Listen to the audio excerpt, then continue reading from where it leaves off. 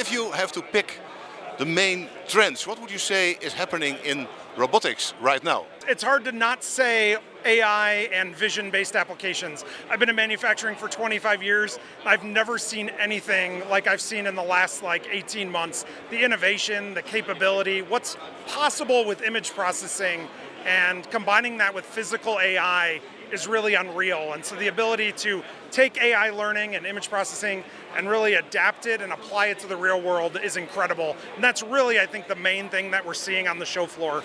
But also we're seeing a lot of people working together with collaborative robots, with automation, and how automation and people working together creates better applications and better installations for everybody, and more successful and more productive applications. And I find that really fascinating. And how does that translate into what you're showing here at Automatica? What are the highlights here you're showing? Yeah, absolutely. I mean, there's some incredible, logistics style picking applications over here. We're picking randomly out of bins. We're using camera and image processing. You see mobile collaborative robots where they're moving around with a robot on a mobile platform with a mirror AMR. And the fact that we can bring those two technologies together, and you have a lot of mobile workers. You have some workers that stand in place. You have some that walk around. And so the ability to have someone that has a robot that works in that kind of hybrid moving around, moving material through a plant is really powerful. And I find that really fascinating. And then it's hard for me, I'm the metals guy, so it's hard for me to not mention the amount of technology and automation around metals and welding and machining. And there's a painting application from Nordbo over here.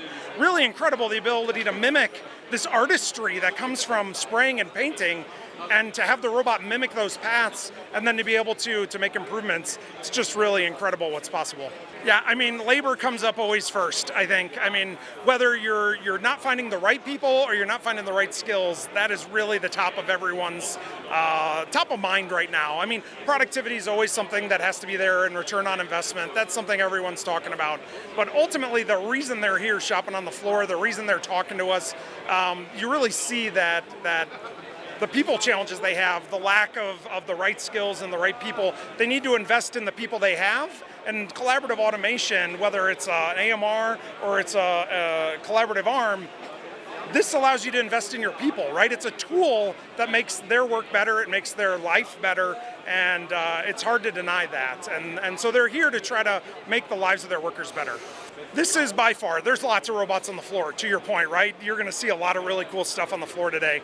This is by far the easiest, and everyone's going to say it's the easiest. But time and time again, when customers go and they put other robots head-to-head to UR, it always comes out that the reason they choose UR is because this is the easiest platform for anyone to learn. I mean, our mission, our vision is to get automation for anyone, anywhere.